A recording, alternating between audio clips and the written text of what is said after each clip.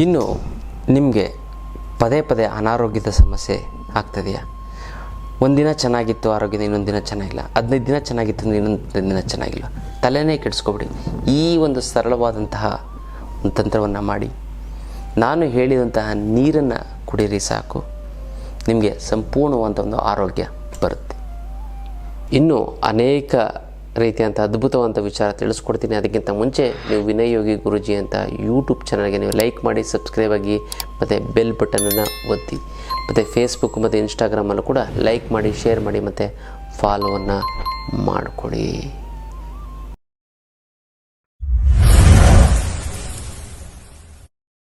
ಹಣ ಮತ್ತು ಜನವಶೀಕರಣದ ಆನ್ಲೈನ್ ಕ್ಲಾಸನ್ನು ಮಾಡ್ತಾಯಿದ್ದೀನಿ. ಈ ಒಂದು ಆನ್ಲೈನ್ ಕ್ಲಾಸಲ್ಲಿ ಹೇಗೆ ನಾವು ದುಡ್ಡನ್ನು ಆಕರ್ಷಣೆ ಮಾಡೋವಂಥದ್ದು, ಎಷ್ಟು ದುಡ್ಡು ಖರ್ಚು ಮಾಡಿದ್ರೂ ಕೂಡ ನಮಗೆ ದುಡ್ಡು ಬರ್ತಾನೇ ಇರಬೇಕು. ಮತ್ತು ದುಡ್ಡು ಖರ್ಚಾಯಿತು ಅಂತಂದರೆ ಜನ ನಮಗೆ ದುಡ್ಡು ಕೊಡಬೇಕು. ವ್ಯಾಪಾರ ಮಾಡಿನೋ ಅಥವಾ ಇನ್ನೇ ನಿಮ್ಮ ಒಂದು ಕಲೆ ಟ್ಯಾಲೆಂಟು ತೋರಿಸಿ ಅಥವಾ ಹೇಗೋ ನಿಮಗೆ ದುಡ್ಡು ಬರಬೇಕು. ಜನವಶೀಕರಣ, ಎಲ್ಲರೂ ಕೂಡ ನಿಮ್ಮ ಮಾತನ್ನು ಕೇಳಬೇಕು. ಜನವಶೀಕರಣ ಆಯಿತು ಅಂದರೆ ಧನವಶೀಕರಣ ಆಯಿತು ಜನವಶೀಕರಣ. ಒಂದು ಸರಿ ಹಣ ವಶೀಕರಣದ ಒಂದು ಆನ್ಲೈನ್ ಕ್ಲಾಸನ್ನು ಮಾಡಿದೆ. ಈ ಸರಿ ಹಣ ಮತ್ತು ಜನವಶೀಕರಣದ ಆನ್ಲೈನ್ ಕ್ಲಾಸನ್ನು ಮಾಡ್ತಾಯಿದ್ದೀನಿ. ಖಂಡಿತ ಮಿಸ್ ಮಾಡದೆ ನೀವೆಲ್ಲರೂ ಕೂಡ ಈ ಒಂದು ಕ್ಲಾಸ್ಗೆ ಜಾಯ್ನ್ ಆಗಿ, ಹೇಗೆ ದುಡ್ಡು ಬರಬೇಕು, ಹೇಗೆ ದುಡ್ಡನ್ನು ಅಟ್ರ್ಯಾಕ್ಟ್ ಮಾಡಬೇಕು, ಕೂತಿದ್ರೂ ಕೂಡ ಮೈಂಡನ್ನು ಓಡಿಸಿ ದುಡ್ಡು ಬರೋ ಹಾಗೆ ಮಾಡ್ಕೋಬೇಕು ಅನ್ನೋದನ್ನು ತಿಳಿಸ್ಕೊಡ್ತೀನಿ ಅಲ್ಲ. ಮರೆಯದೆ ಈ ಒಂದು ಅದ್ಭುತವಾದಂಥ ಒಂದು ಆನ್ಲೈನ್ ಕ್ಲಾಸ್ಗೆ ನೀವು ಜಾಯ್ನ್ ಆಗಿ, ಗೊತ್ತಲ್ಲ. ಅದನ್ನು ಹೆಚ್ಚಿನ ಮಾಹಿತಿಗೆ ನಮ್ಮ ಒಂದು ಆಫೀಸ್ಗೆ ಕಾಂಟ್ಯಾಕ್ಟ್ ಮಾಡಿ.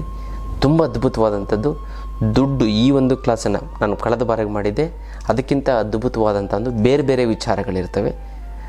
ಒಂದು ಸರಿ ನಿಮಗೆ ದುಡ್ಡು ಬಂತು ಅಂತಂದರೆ ಇರೋ ದುಡ್ಡು ಖರ್ಚಾಗಬಾರ್ದು, ಡಬಲ್ಲು ತ್ರಿಬಲ್ ಆಗಬೇಕು.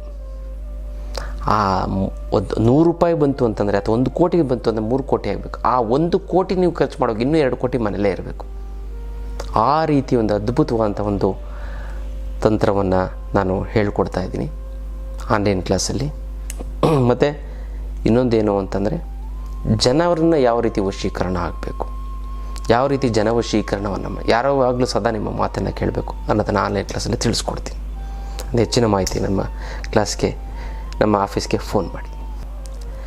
ಈ ನೀರನ್ನು ನೀವು ಕುಡಿಬೇಕು ಅಂತಂದರೆ ಏನು ಮಾಡಬೇಕು, ಯಾವ ಒಂದು ನೀರನ್ನು ಕುಡಿದ್ರೆ ನಿಮಗೆ ಆರೋಗ್ಯ ಬರುತ್ತೆ ಅನ್ನೋದನ್ನು ತಿಳಿಸ್ಕೊಡ್ತೀನಿ. ನೀರಿನಲ್ಲಿ ಒಂದು ಅದ್ಭುತವಾದಂಥ ಶಕ್ತಿ ಇರುತ್ತೆ.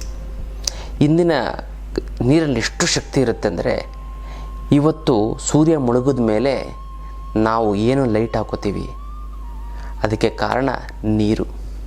ಯಾಕಂದರೆ ನೀರಿಂದನೇ ಕೂಡ ಎಲೆಕ್ಟ್ರಿಸಿಟಿ ಪ್ರೊಡ್ಯೂಸ್ ಆಗುವಂಥದ್ದು. ಮತ್ತು ನೀರಿಂದನೇ ನಮ್ಮ ಒಂದು ಜೀವನ ನಡೀತಾ ಇರುತ್ತೆ. ಯಾಕಂದರೆ ನೀರಿಲ್ಲ ಅಂತ ಮನುಷ್ಯ ಏನಾಗ್ಬಿಡ್ತಾನೆ, ಸತ್ತೋಗ್ಬಿಡ್ತಾನೆ. ಪ್ರತಿಯೊಂದಕ್ಕೂ ಕೂಡ ನೀರು ಬೇಕೇ ಬೇಕು. ಒಂದು ಗಾಡಿ ಓಡೋದಕ್ಕೂ ಕೂಡ ನೀರು ಬೇಕು, ಗಾಡಿ ತೊಳೆಯೋದಕ್ಕೋಸ್ಕರ ನೀರು ಬೇಕು. ಗಾಡಿ ಓಡೋದಕ್ಕೆ ನೀರು ಬೇಕಾ ಅಂತ ಕೇಳ್ಬೋದು. ನೋಡಿ, ಗಾಡಿ ಓಡಿ ತುಂಬ ಹೀಟ್ ಆದರೆ ಅದಕ್ಕೆ ಕೂಲರ್ಗೆ ಅಂದ್ಬಿಟ್ಟು ನೀರು ಹಾಕ್ತೀವಿ, ಅದಕ್ಕೆ ಪೆಟ್ರೋಲ್ ಹಾಕ್ತೀವಿ. ಪೆಟ್ರೋಲ್ ನೀರು ಅಲ್ಲ, ಬಟ್ ನೀರಿನ ಒಂದು ಅಡ್ವಾನ್ಸ್ಡ್ ಸ್ಟೇಜ್ ಅಂತ ಹೇಳ್ಬೋದು. ಅದು ದ್ರವ ತಾನೇ. ಎಲ್ಲ ದ್ರವವೂ ಕೂಡ ನೀರಿನ ಒಂದು ವಂಶಸ್ಥರೇ, ತಿಳ್ಕೊಬಿಡಿ. ಆಲ್ ಲಿಕ್ವಿಡ್ಸ್ ಏನೇನಿದೆಯೋ ದ್ರವಗಳು, ಅದು ಎಲ್ಲವೂ ಕೂಡ ನೀರಿನ ವಂಶಕ್ಕೆ ನೀರಿನ ಜಾತಿಗೆ ಸೇರಿರುವಂಥದ್ದು. ಎಣ್ಣೆ ಆಗಿರ್ಬೋದು, ತುಪ್ಪ ಆಗಿರ್ಬೋದು, ಪೆಟ್ರೋಲ್ ಆಗಿರ್ಬೋದು, ನೋಡೋದಕ್ಕೆ ಹೇಗಾಗುತ್ತೆ, ನೀರು ಥರನೇ ಇರುತ್ತೆ. ಕಲರ್ ಚೇಂಜು ಹಾವಿ ಆಗುತ್ತೆ, ಎಲ್ಲವೂ ಕೂಡ ದ್ರವ ತಾನೇ. ದ್ರವಗಳೆಲ್ಲವೂ ಕೂಡ ನೀರಿನ ಒಂದು ಜಾತಿ, ಗೊತ್ತಲ್ಲ. ಅದು ಬೇರೆ ಬೇರೆ ಪ್ರಮಾಣದಲ್ಲಿ ಬೇರೆ ಬೇರೆ ಒಂದು ರೂಪ ಇರ್ಬೋದು, ಅಥವಾ ಒಂದು ತೂಕ ಇರ್ಬೋದು, ಅದು ಎನರ್ಜಿ ಇರ್ಬೋದು, ಅದು ಸ್ಟ್ರೆಂತ್ ಬೇರೆ ಇರ್ಬೋದು, ಬಣ್ಣ ಬೇರೆ ಇರ್ಬೋದು, ಅದರ ಒಂದು ಕಾರ್ಯಕ್ಷಮತೆ ಬೇರೆ ಇರ್ಬೋದು. ನೀರು ಹಾಕಿದ್ರೆ ಬೆಂಕಿ ಪೆಟ್ರೋಲ್ ಹಾಕಿ ಬೆಂಕಿ, ಅದು ನೀರು ಹಾಕಿದ್ರೆ ಆರೋಗ್ಬಿಡ್ತೀವಿ. ಅದು ಎಲ್ಲವೂ ಕೂಡ ಒಂದೇ ದ್ರವ. ನೀರಿನಲ್ಲಿ ಅದ್ಭುತವಾದಂಥ ಒಂದು ಶಕ್ತಿ ಇರುತ್ತೆ. ಹಿಂದಿನ ಕಾಲದಲ್ಲಿ ಏನು ಮಾಡ್ತಾಯಿದ್ರು ಅಂತಂದರೆ, ಋಷಿ ಮುನಿಗಳು ಯಾವಾಗಲೂ ಒಂದು ಕಮಂಡಲ ಅಂತ ಇತ್ತು ಗೊತ್ತಲ್ಲ. ಅಂದರೆ ನೀರಿನ ಒಂದು ಇದನ್ನು ಇಟ್ಕೋತಾಯಿದ್ರು. ಏನಕ್ಕೆ ನೀರಿನ ಒಂದು ಇದನ್ನು ಇಟ್ಕೋತಾಯಿದ್ರು ಅಂತಂದರೆ ನೋಡಿ, ಇನ್ನು ಬರಬೇಕಾಗಿರೋ ದುಡ್ಡು ಬರ್ತಾಯಿಲ್ಲ ಅಂದರೆ ಕೊಡೋರಿಗೆ ಕೊಡೋಕ್ಕಾಗ್ತಾಯಿಲ್ಲ ಅಂದರೆ ಸಿಕ್ಕಾಪಟ್ಟೆ ಸಾಲ ಆಗಿತ್ತು ಗುರುಗಳೇ. ದುಡ್ಡು ನೀರು ಥರ ಖರ್ಚಾಗಿದೆ ಗುರುಗಳೇ, ಏನು ಮಾಡಬೇಕು ಅಂತ ಗೊತ್ತಾಗ್ತಾಯಿಲ್ಲ. ಸಾಲದವರು ಫೋನ್ ಮೇಲೆ ಫೋನ್, ಮೆಸೇಜ್ ಮೇಲೆ ಮೆಸೇಜು, ಮನೆ ಹತ್ರ ಬಂದು ಗಲಾಟೆ ಮಾಡ್ತೀನಿ, ಕೂಗಾಡ್ತೀನಿ, ನಿನ್ನ ಮನ ಮರ್ಯಾದೆ ಕಳಿತೀನಿ, ರಿಲೇಟಿವ್ಸ್ ಫ್ರೆಂಡ್ಸ್ ಮುಂದೆ ಅಂತ ಇದ್ದಾರೆ. ಏನು ಮಾಡೋದು ಗೊತ್ತಾಗ್ತಾಯಿಲ್ಲ. ಯಾರಿಗೋ ದುಡ್ಡು ಕೊಟ್ಟಿದ್ದು ಬರ್ತಾಯಿಲ್ಲ, ಏನು ಮಾಡೋದು ಅಂತ. ಅದಕ್ಕೆಲ್ಲ ತಲೆನೇ ಕೆಡಿಸ್ಕೊಬಿಡಿ. ಏಕೈಕ ರಾಮಬಾಣ ಅಂದರೆ ಅಷ್ಟಲಕ್ಷ್ಮಿ ಯಂತ್ರ. ಈ ಅಷ್ಟಲಕ್ಷ್ಮಿ ಯಂತ್ರವನ್ನು ನೀವು ಮನೇಲಿ ಪ್ರತಿಷ್ಠಾಪನೆ ಮಾಡಿ ತುಂಬ ಚೆನ್ನಾಗಾಗುತ್ತೆ, ತುಂಬ ಒಳ್ಳೆಯದಾಗ್ತಾ ಬರುತ್ತೆ. ಗೊತ್ತಾಯ್ತಲ್ಲ. ಈ ಒಂದು ಅದ್ಭುತವಾದಂಥ ಒಂದು ಅಷ್ಟಲಕ್ಷ್ಮಿ ಯಂತ್ರವನ್ನು ಮನೇಲಿಟ್ಟು ನೀವು ಮಾಡೋದು ಸಾಕ್ಷಾತ್ ಮಹಾಲಕ್ಷ್ಮಿ ನಿಮಗೆ ಇದ್ದಂಗೆ. ಇದಕ್ಕೆ ಮುಟ್ಟು ಕಟ್ಟು ಚೆಟ್ಟು ಮಡಿ ಮೇಲಿಗೆ ಸೂತ್ಕ ಗೀತ್ಕ ವೆಜ್ಜು ನಾನ್ ವೆಜ್ಜು ಜಾತಿ ಗೀತಿ ದಿಕ್ಕು ಗೀಕು ಆ ಥರದ್ದು ಏನೂ ಇಲ್ಲ. ಇಟ್ಟರೆ ಸಾಕು ಕೆಲಸ ಆಗುತ್ತೆ. ದೇವ್ರ ಮೇಲಾರು ಇಡ್ಬೋದು, ಬೀರಿನಲ್ಲಾರು ಇಡ್ಬೋದು. ಪ್ರತಿದಿನ ಪೂಜೆ ಮಾಡಲೇಬೇಕು ಅಂತ ಏನಿಲ್ಲ. ಪೂಜೆ ಮಾಡಲಿಲ್ಲ ಅಂತಂದ್ರೂ ಕೂಡ ನಡೆಯುತ್ತೆ. ಈ ಅಷ್ಟಲಕ್ಷ್ಮಿ ಯಂತ್ರವನ್ನು ಮನೇಲಿಟ್ಟು, ಅದರಲ್ಲೂ ಈ ಕಾರ್ತಿಕ ಸೋಮವಾರದ ದಿನ ನೀವು ಅದನ್ನು ತೆಗೆದುಕೊಂಡು ಮನೇಲಿ ಪ್ರತಿಷ್ಠಾಪನೆ ಮಾಡಿದ್ದೇ ಆಯಿತು ಅಂದರೆ ನಿಮ್ಗೆ ಅದ್ಭುತ ಸೃಷ್ಟಿಯಾಗುತ್ತೆ. ನಿಮಗೆ ಎಲ್ಲ ರೀತಿಯಿಂದ ಹಣಕಾಸಿನ ಸಮಸ್ಯೆ ಬಗ್ಗೆ ಮರೆತುಬಿಡಿ, ಬೇರೆದ ಬಗ್ಗೆ ಯೋಚನೆ ಮಾಡಿ. ಕರ್ಮ ಕಳೆದಿದ್ರೆ ಮಾತ್ರ ಏನು ತೊಗೊಳಕ್ಕಾಗೋದು. ಎಲ್ಲರೂ ಕೂಡ ಅಷ್ಟು ತೊಗೊಳಕ್ಕಾಗೋದು. 10 ಬಾರಿ ಸಂಕಲ್ಪ ಮಾಡಿ 11ನೇ ಬಾರಿ ಸ್ಟ್ರಾಂಗಾಗಿ ಮಾಡಬೇಕು. ನೀವು ಎಷ್ಟು ಸ್ಟ್ರಾಂಗಾಗಿ ಮಾಡುತ್ತೋ ನಿಮ್ಮ ಮನೇಲಿ ಹೇಗೋ ಬಂದು ನಿಮ್ಗೆ ಅಷ್ಟಲಕ್ಷ್ಮಿ ಯಂತ್ರ ಬಂದಿರುತ್ತೆ. ನಾನು ಕೊಟ್ಟಿರುವಂಥದ್ದು ನಾವು ಕೊರಿಯಲ್ಲಿ ಕಳಿಸೋದಕ್ಕಾಗೋದಿಲ್ಲ. ನೇರವಾಗಿ ಖುದ್ದು ನನಗೆ ಭೇಟಿಯಾಗಿ ತೆಗೆದುಕೊಂಡು ಹೋಗಿ ನಿಮ್ಮ ಸಮಸ್ಯೆಯನ್ನು ಮರೆತು ಬಿಡಿ. ಹಣಕಾಸಿನ ಸಮಸ್ಯೆಗೆ ರಾಮಬಾಣ ಇನ್ನೇನೂ ಇಲ್ಲ, ಅದಕ್ಕೆ ಅಷ್ಟಲಕ್ಷ್ಮಿ ಯಂತ್ರವೇ ಗೊತ್ತಲ್ಲ. ಅಂತ ಮಾಡ್ಕೊಳ್ಳಿ. ತುಂಬ ಅದ್ಭುತವಾದಂಥ ಒಂದು ಅಷ್ಟಲಕ್ಷ್ಮಿ ಯಂತ್ರ. ಕಾಲದಲ್ಲಿ ಋಷಿ ಮುನಿಗಳು ಏನು ಮಾಡೋರು ಅಂತಂದರೆ ಅವಾಗ ವಾಟರ್ ಕ್ಯಾನ್ಗಳು ಇರ್ತಾ ಇರಲಿಲ್ಲ. ಇವರು ಕಾಡಲ್ಲಿ ಕೂತ್ಕೊಂಡು ಧ್ಯಾನ ತಪಸ್ ಮಾಡೋವಂಥವ್ರು ಗೊತ್ತಲ್ಲ. ಸೈಂಟಿಫಿಕಲ್ಲೂ ಕೂಡ ನೋಡಬೇಕು ಮತ್ತು ಇದನ್ನು ಕೂಡ ನೋಡಬೇಕು.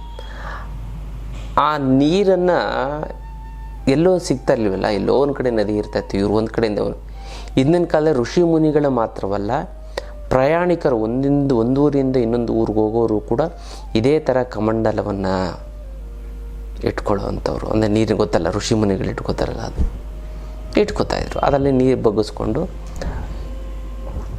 ಸೇವನೆಯನ್ನು ಮಾಡ್ತಾಯಿದ್ರು. ದೊಡ್ಡದು ಇಟ್ಕೋತಾಯಿದ್ರು, ಚಿಕ್ಕದಾಯಿದ್ರು, ಮೀಡಿಯಮ್ ಇಟ್ಕೋತಾಯಿದ್ರು. ದೂರ ಹೋಗ್ಬೇಕಾದ್ರೆ ದೊಡ್ಡ ಕಮಂಡಲ ಇಟ್ಕೋತಾಯಿದ್ರು. ಹತ್ರ ಹೋಗ್ಬೇಕಾದ್ರೆ ಚಿಕ್ಕದು. ನಾವು ಚಿಕ್ಕದು ವಾಟರ್ ಕ್ಯಾನ್ ಇಟ್ಕೊಳ್ಳಲ್ವ, ಹತ್ರ ಹೋಗ್ಬೇಕಂದ್ರೆ ಚಿಕ್ಕದಾಗಿ ಇಟ್ಕೋತೀವಿ. 100 ml, 150 ml, 500 ml, 1000, 1 ಲೀಟ್ರು ಈ ಥರದ್ದೆಲ್ಲ ಇಟ್ಕೋತೀವಿ. ಅದೇ ಥರ ನೀರನ್ನು ಇಟ್ಕೋತಾಯಿದ್ರು. ನೋಡಿ, ಇದು ಸೈಂಟಿಫಿಕ್ಕು ಇರೋವಂಥದ್ದು. ಅಂದರೆ ಬಟ್ ಅವ್ರು ಏನಕ್ಕೋ ಬೇರೆ ಇಟ್ಕೋತಾರೆ ಅಂತ. ಆಮೇಲೆ ಇನ್ನೊಂದು ಏನು ಮಾಡ್ತಾಯಿದ್ರು ಅಂತಂದರೆ ಅದರಲ್ಲಿ ಶಕ್ತಿಯನ್ನು ತುಂಬ್ತಾರೆ. ತಮ್ಮ ತಪಶಕ್ತಿಯನ್ನು ಅದರೊಳಗಡೆ ತುಂಬ್ತಾಯಿದ್ರು. ಮಂತ್ರ ಹೇಳ್ತಾಯಿದ್ರು, ಜಪ ಮಾಡ್ತಾಯಿದ್ರು. ಅದು ಒಂದು ಎನರ್ಜಿಯಲ್ಲಿ ಇಟ್ಟರು. ಯಾರಿಗಾರು ವರ ಕೊಡಬೇಕು ಅಂತಂದರೆ ಇನ್ನೊಂದು ಕಾಲದಲ್ಲಿ ಏನು ಮಾಡ್ತಾರೆ, ಕಾಯಿಲೆ, ಅಯ್ಯೋ ಸ್ವಾಮಿ ನನಗೆ ಈ ಥರ ಕಾಯಿಲೆ ಬಂದುಬಿಟ್ಟಿದೆ, ಅದಕ್ಕೆ ಏನಾರು ಒಂದು ಇದು ಮಾಡಿ ನಮ್ಗೆ ಈ ಥರ ಪ್ರಾರಂಭ ಮಾಡಿ ನೀರು ತಗೋರು, ಮಂತ್ರ ಹೇಳೋರು, ಚುಮುಕ್ಸೋರು. ಅವ್ನಿಗೇನೋ ಅವ್ನ ಕಾಯಿಲೆ ಗುಣ ಆಗ್ತಾಯಿತ್ತು. ಮತ್ತು ಯಾರಿಗಾರು ಶಾಪ ಕೊಡಬೇಕಾದ್ರೂ ಅಷ್ಟೇ ಮಂತ್ರ ಹೇಳೋರು ತಗೊಂಡು ಹಾಕೋರು. ಅದು ಕೆಲಸ ಆಗ್ಬಿಡ್ತಾಯಿತ್ತು. ಹಾಗಾಗಿ ಇದೊಂದು ಅದ್ಭುತವಾದಂಥ ಒಂದು ವಿದ್ಯೆ ಗೊತ್ತಾ. ವಾಟರ್ ಥೆರಪಿ ಅಂತ ಈಗಲೂ ಕೂಡ ಕರೀತಾರೆ. ನೋಡಿ, ನೀವೇನು ಮಾಡಬೇಕು ಆರೋಗ್ಯ ಆಗಬೇಕು ಅಂತಂದರೆ ಒಂದು ಗಾಜಿನ ಲೋಟದಲ್ಲಿ ಗೊತ್ತಲ್ಲ, ನೀವೇನು ಮಾಡಬೇಕು ಅಂತಂದರೆ ಈ ಅರಿಶಿಣವನ್ನು, ಚಿಟಿಕಿ ಅರಿಶಿಣವನ್ನು ಹಾಕಬೇಕು. ಈಗೆಲ್ಲ ಒಂದು ಇನ್ಸ್ಟಾಗ್ರಾಮಲ್ಲಿ ಅಥವಾ ಫೇಸ್ಬುಕ್ಕಲ್ಲೆಲ್ಲ ಒಂದು ಗಾಜಿನ ಕೆಳಗಡೆ ಲೈಟ್ ಇಟ್ಬಿಟ್ಟು ಒಂದು ಅರಿಶಿಣ ಆಗ್ತಂದರೆ ನಿಧಾನಕ್ಕೊಂದು ನೀರಿನ ಒಂದು ಬುಗ್ಗೆ ಥರ ಅದೆಲ್ಲ ಬಂದು ಸ್ಪ್ರೆಡ್ ಆಗ್ತಾಯಿತ್ತು. ಅದೇ ವೈರಲ್ ಆಗಿತ್ತು. ಇರಲಿ, ಅದೇ ಥರ ಏನಾಗುತ್ತೆ, ಚಿಟಿಕೆ ಅರಿಶಿಣ, ಇದು ಆರೋಗ್ಯಕ್ಕೋಸ್ಕರ ಮಾಡೋವಂಥದ್ದು. ಅದರಲ್ಲಿ ನೀವೇನು ಮಾಡಬೇಕು ಅಂದ್ರೆ ಮನಸ್ಸಾರೆ ಸಂಕಲ್ಪವನ್ನು ಮಾಡಿ ಒಂದು 3-4 ತುಳಸಿ ಎಲೆಯನ್ನು ಹಾಕಬೇಕು. ಅಥವಾ ರಸವನ್ನು ಹಿಂಡಿ 2-3 ತೊಟ್ಟನ್ನು ಹಾಕಬೇಕು. ಹಾಕಿ ಅದ್ರ ಮೇಲೆ ಸಂಕಲ್ಪವನ್ನು, ನನಗೆ ಆರೋಗ್ಯ ಸಂಪೂರ್ಣವಾಗಿ ಆರೋಗ್ಯ ಆಗಲಿ ಅಂತ ಗಾಜಿನ ಲೋಟಕ್ಕೆ ಮಂತ್ರಿಸಿ ಅದನ್ನು ಸೇವನೆ ಮಾಡಬೇಕು. ಬೆಳಿಗ್ಗೆ ಎದ್ದ ತಕ್ಷಣ ಇದನ್ನು ಸೇವನೆ ಮಾಡ್ತು ಅಂತಂದರೆ ನೈಟ್ ಇಟ್ಬಿಡಿ, ಒಂದು ಚಿಟಿಕೆ ಹಾಕ್ಬಿಡಿ, ಮತ್ತು 2 ತುಳಸಿ ರಸ ಅಥವಾ ತುಳಸಿ ಎಲೆಯನ್ನು ಹಾಕಿಬಿಟ್ಬಿಡಿ. ಬೆಳಗ್ಗೆ ಎದ್ದ ತಕ್ಷಣ ಅದನ್ನು ಸಂಕಲ್ಪ ಮಾಡಿ ನಂಗೆ ಆರೋಗ್ಯ ಸಿಗಲಿ ಅಂತ ಅದನ್ನು ಕುಡೀರಿ. ಖಂಡಿತವಾಗ್ಲೂ ನಿಮಗೆ ಅನಾರೋಗ್ಯದ ಸಮಸ್ಯೆ ಹೊರಟೋಗ್ಬಿಡುತ್ತೆ. ದೀರ್ಘಕಾಲಿಕ ಸಮಸ್ಯೆ ನಿವಾರಣೆ ಆಗುತ್ತೆ. ಅದಕ್ಕೋಸ್ಕರ ಅದನ್ನು ಮಾಡ್ಕೊಳ್ಳಿ. ತುಂಬ ಚೆನ್ನಾಗಿ ತುಂಬ ಒಳ್ಳೆಯದಾಗ್ತಾ ಬರುತ್ತೆ. ಮತ್ತು ಯಾರ್ಯಾರಿಗೆ ಅನಾರೋಗ್ಯದ ಸಮಸ್ಯೆ ಇದೆಯೋ ಅವ್ರು ನಿಮ್ಮ ಹೆಸರನ್ನ ಕಮೆಂಟ್ ಮಾಡಿ ಈ ಒಂದು ಇದನ್ನು ಮಾಡಿ. ಅಮ್ಮ ಮಹಾಲಕ್ಷ್ಮಿ ನಿನ್ನ ಆಶೀರ್ವಾದ ಸದಾ ನನ್ನ ಮೇಲೆ ನಿನಗೆ ಶತಕೋಟಿ ನಮಸ್ಕಾರ ಅಂತ ಕಮೆಂಟ್ ಮಾಡಿ ಕಳಿಸಿ. ಅದಲ್ಲ ನಾನು ಇಲ್ಲಿ ಸಂಕಲ್ಪವನ್ನು ಮಾಡ್ತೀನಿ, ಈ ತಂತ್ರವನ್ನು ಮಾಡಿ ಒಂದಕ್ಕೊಂದು ಸೇರಿ ತುಂಬ ಚೆನ್ನಾಗಾಗುತ್ತೆ, ತುಂಬ ಅನುಕೂಲ ಆಗ್ತಾ ಬರುತ್ತೆ. ಅದಲ್ಲ ಇದು ವಿಶೇಷವಾದಂಥ ಒಂದು ತಂತ್ರದ ವಿಚಾರ. ಇನ್ನು ಆಧ್ಯಾತ್ಮ ಪಯಣ ಅಂತ ನಾವು ಈ ಬಾರಿ ಇಲ್ಲಿ ಹೋಗ್ತಾ ಇದ್ದೀವಿ ಅಂತಂದರೆ ಪೂರಿ ಜಗನ್ನಾಥಕ್ಕೆ ಹೋಗ್ತಾ ಇದ್ದೀವಿ. ಇಲ್ಲಿ ಸಾಕ್ಷಾತ್ ಕೃಷ್ಣನ ಒಂದು ಹೃದಯದ ಭಾಗ, ಕೃಷ್ಣನ ಹೃದಯ ಅಲ್ಲಿದೆ. ಹಾಗಾಗಿ ಅಂಥ ಒಂದು ಪವಿತ್ರವಾದಂಥ ಒಂದು ಪುಣ್ಯಕ್ಷೇತ್ರಕ್ಕೆ ನಾವೆಲ್ಲ ಹೋಗೋಣ. ಹಾಗಾಗಿ ಖಂಡಿತ ನೀವು ಕೂಡ ಬನ್ನಿ, ಆ ಒಂದು ಸಾಕ್ಷಾತ್ ಕೃಷ್ಣನ ಅನುಗ್ರಹವನ್ನು ನೀವು ಪಡ್ಕೊಳ್ಳಿ. ಅದರ ಬಗ್ಗೆ ಹೆಚ್ಚಿನ ಮಾಹಿತಿಯನ್ನು ನಮ್ಮ ಒಂದು ಆಫೀಸ್ಗೆ ಕರೆ ಮಾಡಿ ನೀವು ಅದರ ಬಗ್ಗೆ ತಿಳ್ಕೊಳ್ಳಿ. ಅದ್ಭುತವಾದಂತಹ ಒಂದು ಇದು ಆಧ್ಯಾತ್ಮ ಪಯಣ. ಸಾಕ್ಷಾತ್ ಶ್ರೀ ಕೃಷ್ಣನನ್ನು ನಾವು ಆರಾಧನೆ ಮಾಡುವಂಥದ್ದು. ಯಾಕಂದರೆ ನಾವು ಭಗವಂತನ ಒಲಿಸ್ಕೊಳ್ಳೋದಕ್ಕೆ ಏನು ಮಾಡಬೇಕು ಅಂದರೆ ದರ್ಶನವನ್ನು ಮಾಡಬೇಕು. ದರ್ಶನವನ್ನು ಮಾಡಿ ನಮ್ಮ ಒಂದು ಹೃದಯದಲ್ಲಿ ಇಟ್ಕೊಳ್ಬೇಕು. ಯಾರ್ಯಾರು ಪೂರಿ ಜಗನ್ನಾಥನ ಒಂದು ದರ್ಶನವನ್ನು ಮಾಡ್ತಿರೋ ಅವ್ರಿಗೆ ಹಾರ್ಟ್ ಅಟ್ಯಾಕ್ ಅನ್ನುವಂಥದ್ದು ಆಗೋದೇ ಇಲ್ಲ. ಅಂಥ ಒಂದು ಅದ್ಭುತವಾದಂಥ ಒಂದು ಮಹಾನ್ ಭಾವ ಶ್ರೀಕೃಷ್ಣ ಪರಮಾತ್ಮ. ಕೃಷ್ಣ ಮುಂದೆ ಜಗದ್ಗುರುಮ್ ಅಂತ. ಖಂಡಿತವಾಗ್ಲೂ ಕೂಡ ನಾವೆಲ್ಲರೂ ಕೂಡ ಆ ಒಂದು ಆಧ್ಯಾತ್ಮ ಪಯಣಕ್ಕೆ ನಾವು ಹೋಗೋಣ. ಜನವರಿ ತಿಂಗಳಲ್ಲಿರುತ್ತೆ. ಹೆಚ್ಚಿನ ಮಾಹಿತಿಗೆ ನಮ್ಮ ಒಂದು ಆಫೀಸ್ಗೆ ಕಾಲ್ ಮಾಡಿ. ಈ ವಧುವರರ ಮಾಹಿತಿ ಕೇಂದ್ರ, ಈ ಒಂದು ಮಾಹಿತಿ ಕೇಂದ್ರ ಅಂದರೆ ನಮ್ಮ ಹತ್ರ ತುಂಬ ಒಳ್ಳೊಳ್ಳೆ ಜಾತಕ ಇರುವಂತಹ ಹೆಣ್ಣು ಮತ್ತು ಗಂಡುಗಳು ಬರ್ತವೆ. ಗುರುಗಳು ಯಾರು ಇದ್ದರೆ ನೋಡಿ ಅಂತ ಹೇಳ್ತಾರೆ. ಹಾಗಾಗಿ ಅದಕ್ಕೊಂದು ವೇದಿಕೆಯನ್ನು ಸೃಷ್ಟಿ ಮಾಡಿ ನಾವು ಸುಮಾರು ಜನಕ್ಕೆ ಹೆಣ್ಣು ತೋರಿಸುವಂಥದ್ದು ಗಂಡು ತೋರಿಸುವಂಥದ್ದು ಮಾಡಿದೆ. ತೋರಿಸುವಂಥದ್ದು ಅಂದರೆ ಅವ್ರಿಗೆ ಪ್ರೊಫೈಲ್ ಕಳಿಸಿ ಇಷ್ಟ ಆಯಿತು ಅವರು ಮಾತಾಡ್ಕೋತಾರೆ. ಅದ್ಭುತವಾದಂಥ ಒಂದು ಹೆಣ್ಣು ಗಂಡಿನ ಒಂದು ಮಾಹಿತಿ ಸಿಗುತ್ತೆ. ಇದು ಉಚಿತವಾಗಿರುತ್ತೆ. ನಿಮಗೂ ಒಂದು ಹೆಣ್ಣು ಗಂಡಿನ ಒಂದು ಮಾಹಿತಿ ಬೇಕು ಅಂತಂದರೆ ನಮ್ಮ ಆಫೀಸಿಗೆ ಫೋನ್ ಮಾಡಿ ನಿಮ್ಮ ಬಯೋಡೇಟಾ ಮತ್ತು ಫೋಟೋವನ್ನು ಕಳಿಸಿ. ಒಳ್ಳೆಯ ವಧು ಮತ್ತು ವರರು ಸಿಕ್ತು ಅಂತಂದರೆ ಖಂಡಿತವಾಗ್ಲೂ ಕೂಡ ಅವರ ಒಂದು ಸಂಪರ್ಕವನ್ನು ನಿಮಗೆ ಮಾಡಿಸೋದಕ್ಕೆ ನಾವು ಪ್ರಯತ್ನ ಪಡ್ತೀವಿ. ಈಗಾಗಲೇ ಈ ಥರ ಮಾಡಿ ಸುಮಾರು ಒಂದು 40 ಮದುವೆಗಳು ನಮ್ಮ ಕಡೆಯಿಂದ ಆಗಿದೆ. ಹಾಗಾಗಿ ನಿಮ್ಮ ಕಡೆ ಅಥವಾ ನಿಮ್ಮ ಫ್ರೆಂಡ್ಸು ರಿಲೇಟಿವ್ಸು ಇತ್ತು ಅಂತಂದರೆ ಅವ್ರ ಫೋಟೋ ಬಯೋಡೇಟಾ ನಮಗೆ ಕಳಿಸಿ. ಇದು ಉಚಿತವಾಗಿರುತ್ತೆ. ಖಂಡಿತವಾಗೂ ಕೂಡ ಇದೆಲ್ಲ ಒಂದು, ಯಾಕಂದರೆ ಒಂದು ಮದುವೆ ಮಾಡೋಂಥದ್ದು ಒಂದು ಪುಣ್ಯದ ಕೆಲಸ. ಹಾಗಾಗಿ ಒಂದು ವಧುವರರ ಮಾಹಿತಿ ಕೇಂದ್ರಕ್ಕೆ ನೀವೆಲ್ಲರೂ ಕೂಡ ಭಾಗಿಯಾಗಿ